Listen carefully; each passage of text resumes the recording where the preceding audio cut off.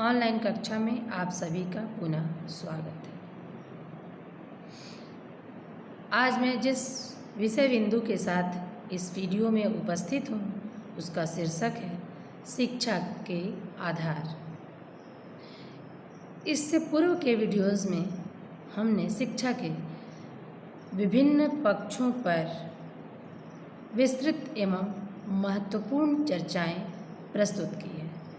तो आइए आज हम बात करेंगे शिक्षा के आधार, बेसिस ऑफ एजुकेशन।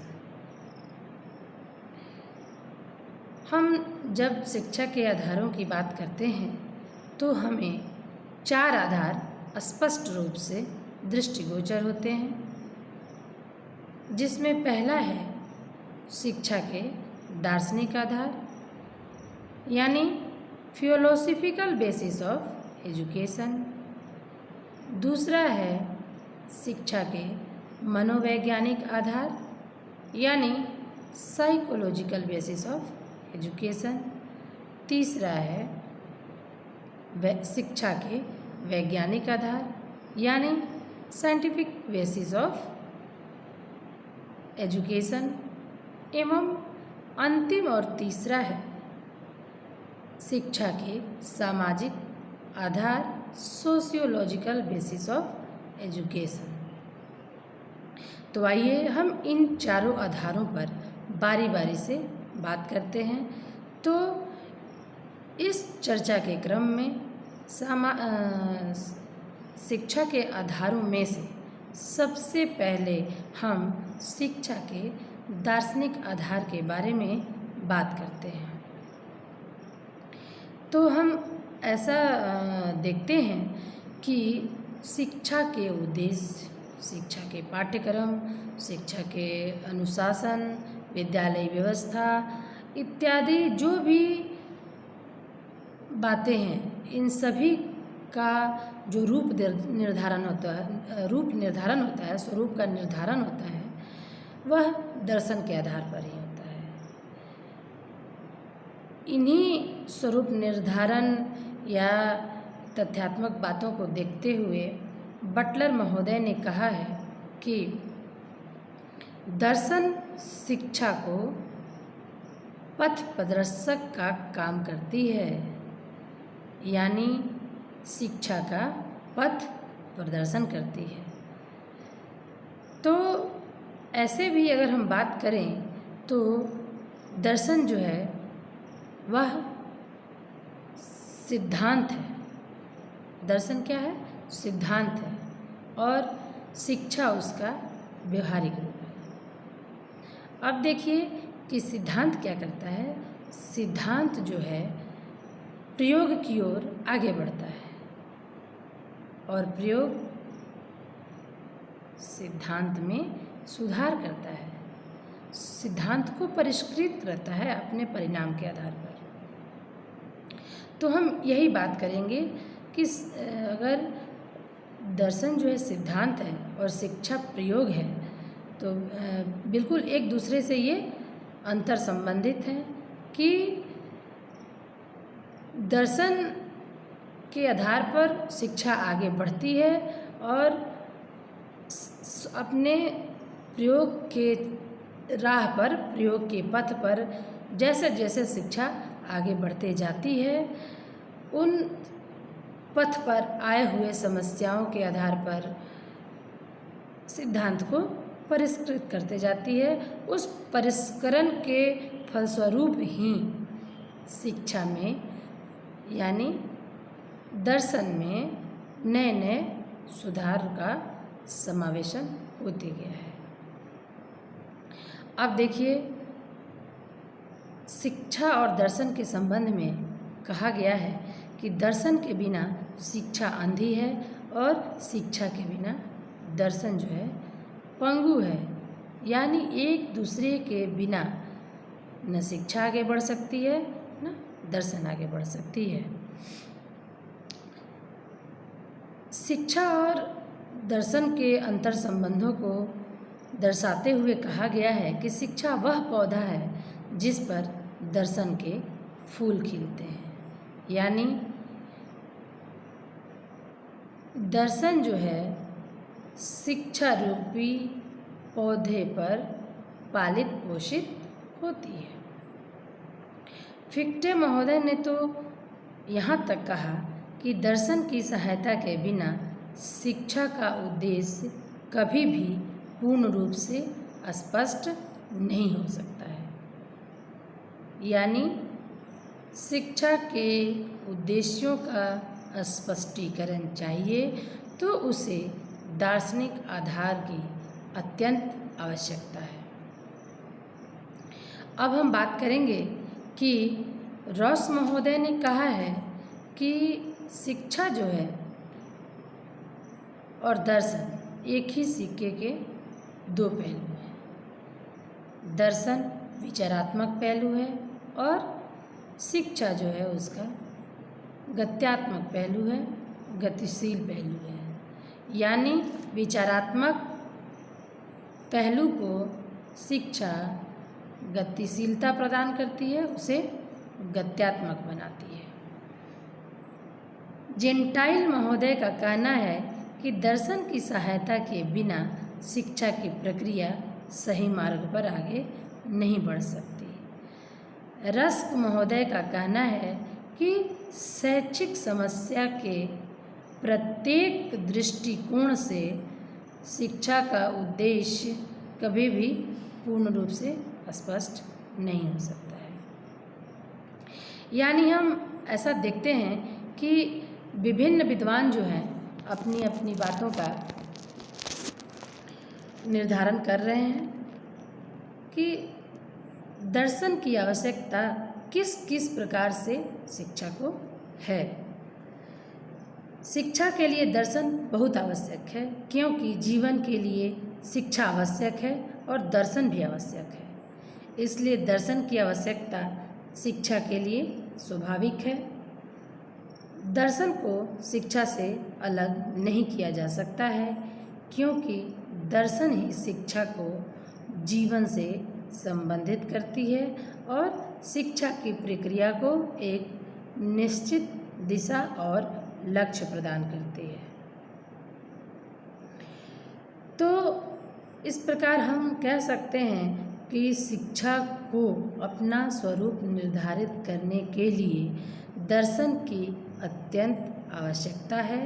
इसलिए दार्शनिक आधार शिक्षा की सबलता हेतु अत्यंत आवश्यक है। आइए अब हम बात करते हैं दूसरा एवं महत्वपूर्ण आधार, शिक्षा का मनोवैज्ञानिक आधार, साइकोलॉजिकल बेसिस ऑफ एजुकेशन। तो हम ये कह सकते हैं कि शिक्षा की समस्याओं का निराकरण बिना मनोविज्ञान के अध्ययन के संभव नहीं है। अब हम देखते हैं कि शिक्षा का उद्देश्य, पाठ्यक्रम, अनुशासन, परीक्षाएं, विद्यालय व्यवस्था, ये सभी चीज़ें बालक को स्वाभाविक रूप से विकास करने पर बल देते हैं। लेकिन मनोविज्ञान कहता है कि शिक्षक को अपने विषय में सिर्फ ज्ञान है यही काफ़ी नहीं है,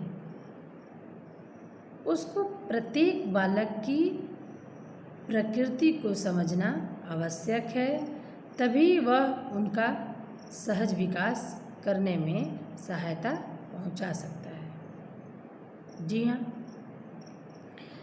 एक शिक्षक किसी भी बालक के व्यक्तित्व विभिन्नता, उसकी क्षमता, उसकी रुचि, उसकी अभिरुचि इत्यादि तमाम बातों की जानकारी मनोविज्ञान के अध्ययन के बिना नहीं कर सकता है। अतः शिक्षक के लिए यह आवश्यक है कि उसे अपने विषय के ज्ञान के साथ साथ बालक की प्रवृत्ति की भी पूर्ण जानकारी हो।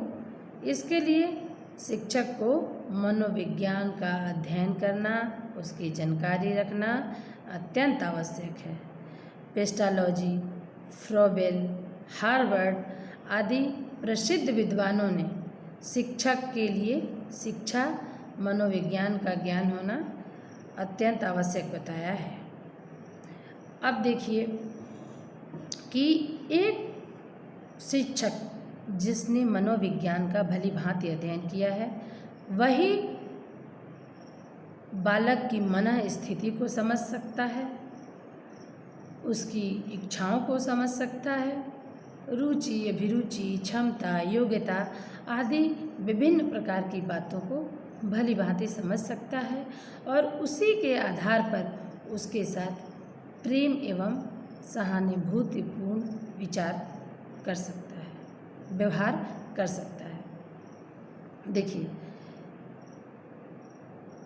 मनोविज्ञान जो है वह यह सिखाता है कि बच्चों के साथ आपका जो व्यवहार है मित्रवत रहे, प्रेम भरा रहे, सहानुभूतिपूर्ण रहे, तो वह अपना जो विकास है खुलकर पाएंगे, अन्यथा वह दबित और कुंठित रह जाएंगे। इस प्रकार मनोविज्ञान का जो आधार है वह बच्चों को विकसित होने के लिए सहजता प्रदान करता है, उचित वातावरण का निर्माण करता है, सरल वातावरण का निर्माण करता है, डर मुक्त वातावरण का निर्माण करता है, जिससे बच्चे अपना स्वाभाविक रूप से विकास कर पाते हैं। और इस रुचिकर और सौहार्दपूर्ण वातावरण में ही अपनी बच्चे जो हैं अपने रुचियों, अभिरुचियों, योग्यताओं, क्षमताओं इत्यादि का सहजता के साथ विकास कर पाते हैं। इस प्रकार हम कह सकते हैं कि बालक के विकास में मनोविज्ञान का जो भूमिका है अत्यंत महत्वपूर्ण है। और अब हम इसी को जोड़ते हुए बात करेंगे कि शिक्षा के आधार में मनोविज्ञान का जो है किस प्रकार की भूमिका है। तो हम यहाँ इन तमाम बातों की चर्चाओं से यह पाते हैं कि एक बच्चे को विकसित करने के लिए शिक्षा के उद्देश्य, लक्ष्य, पाठ्यक्रम इत्यादि जो निर्धारित किए जाते हैं, इनका सफल विकास करने के लिए मनोविज्ञान का अत्यंत आवश्यक है। यानी जब तक शिक्षक मनोविज्ञान का अध्ययन नहीं किए रहेगा तब तक बच्चों को वह स्वच्छंद वातावरण, वह उन्मुक्त वातावरण नहीं प्रदान कर सकता जो उनके व्यक्तित्व के विकास में आवश्यक है। वैसे भी हम सभी देखते हैं कि व्यक्ति अपना विकास डर एवं तनाव भरे माहौल में नहीं कर पा सकता है, तो बच्चे तो सिर्फ बच्चे ही हैं। यानी मनोविज्ञान जो है वह उपयुक्त वातावरण का निर्माण करता है शिक्षक के माध्यम से। अब हम आते हैं तीसरे और महत्वपूर्ण आधार, वैज्ञानिक आधार के बारे में। वैज्ञानिक आधार यह कहता है कि शिक्षण पद्धति में वैज्ञानिकता का समावेश हो। वैज्ञानिकता का समावेश से मतलब है कि हम पुरानी ढर्राओं पर ना चलते रहें। संपूर्ण विश्व में शिक्षा के क्षेत्र में कई तमाम खोजें हो रही हैं, उन खोजों को शिक्षा में समावेशित की जाए और समावेशित कर शिक्षा को वैज्ञानिकता प्रदान की जाए। यहाँ वैज्ञानिकता प्रदान करने से तात्पर्य है शिक्षण विधियों में, पठन पाठन की प्रक्रिया में इत्यादि इत्यादि। शिक्षा का वैज्ञानिक आधार इस बात पर बल देता है कि शिक्षा का स्वरूप शिक्षार्थी के वास्तविक जीवन और अनुभव से अंतर संबंधित होना चाहिए। आज शिक्षक के लिए केवल विषय वस्तु को जान लेना ही काफ़ी नहीं है, वरन शिक्षक कला में भी कुशल होना चाहिए। इसका तात्पर्य यह है कि वह जो पाठ्यक्रम है उसको किस प्रकार पढ़ाए कि बच्चे जो हैं वो भली भांति सीख लें, मतलब वैज्ञानिक तरीके से, साइंटिफिक तरीके से, पुरानी प्राचीन पद्धतियों से हटकर। शिक्षा का वैज्ञानिक आधार शिक्षक के लिए शिक्षण विधियों का पूर्ण ज्ञान प्राप्त करने पर बल देता है। वर्तमान युग में नई नई खोजें हो रही हैं, उसकी जानकारियां रखने पर बल देता है। इन जानकारियों को प्राप्त कर शिक्षा पद्धति में लागू करने पर बल देता है।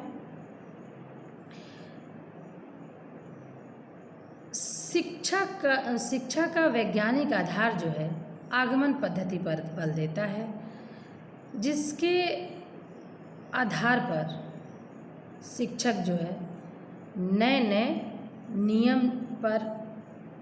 नए उदाहरण प्रस्तुत कर विद्यार्थियों को नियम खोजने पर बल देता है और उनसे स्वयं नियम निर्माण करने को कहता है। इस प्रक्रिया में क्या हो जाता है, बालक भी सक्रिय हो जाते हैं। शिक्षक तो सक्रिय रहते ही हैं और बालक भी सक्रिय हो जाते हैं। यानी हम कह सकते हैं कि वैज्ञानिकता के समावेश के साथ ही शिक्षण प्रक्रिया में बालक और शिक्षक दोनों ही सक्रिय रहते हैं। अब देखिए, आज जो शिक्षण पद्धति में दृश्य श्रव्य सामग्रियों का आगमन हो चुका है, तो ये निहायत ही शिक्षा को प्रभावित कर रही हैं। ये दृश्य श्रव्य सामग्री के माध्यम से बच्चे आनंद भरे वातावरण में रोचकता के साथ सीखते हैं और जो उनका सीखना है ये लंबे टाइम तक टिकाऊ रहता है। जो पाठ है उसका अधिगम प्रभावी होता है। तो शिक्षा के क्षेत्र में हो रहे तमाम नई खोजों का समावेश शिक्षण पद्धति में हो। ये जो वैज्ञानिक आधार है वह कहता है कि बच्चों की जो शिक्षा हो वह जीवन से अंतर संबंधित करने वाली शिक्षा हो, वो अनुभव आधारित हो। यानी बच्चे जो हैं किसी भी पाठ से संबंधित, किसी भी विषय बिंदु से संबंधित स्वयं अनुभव द्वारा शिक्षा ग्रहण करें। अब हम पाते हैं कि वैसी शिक्षा का कोई अर्थ नहीं होता जिस शिक्षा का संबंध मानवीय जीवन के अनुभव से नहीं होता, क्योंकि व्यक्ति अपने जीवन में अपने अनुभवों से जो सीखता है वह शायद ही किसी अन्य चीज़ों से सीखता है। और बालक जब अपने अनुभव से सीखता है किसी ज्ञान को तो वह टिकाऊ होता है, उसका असर, उसका प्रभाव लंबे समय तक बना रहता है। यानी शिक्षा का वैज्ञानिक आधार यह कहता है कि बालक जो है वह ऐसा शिक्षा प्रदान करे जो उसके जीवन से संबंधित हो। अब हम आते हैं शिक्षा के अगले एवं महत्वपूर्ण बिंदु पर, शिक्षा का सामाजिक आधार, सोशियोलॉजिकल बेसिस ऑफ एजुकेशन। देखिए, डीवी महोदय ने मनोवैज्ञानिक पद्धति पर, मनोवैज्ञानिक आधार पर बल दिया है, परंतु उन्होंने सामाजिक आधार को भी साथ लेकर चला है। वे कहते हैं कि बच्चों की क्षमताओं, आदतों एवं रुचियों का महत्व उसी समय है जब वे समाज के हित में विकसित होते हैं। अब देखिए, हम बात करते हैं कि सामाजिक हित में कौन कौन सी बातें आती हैं।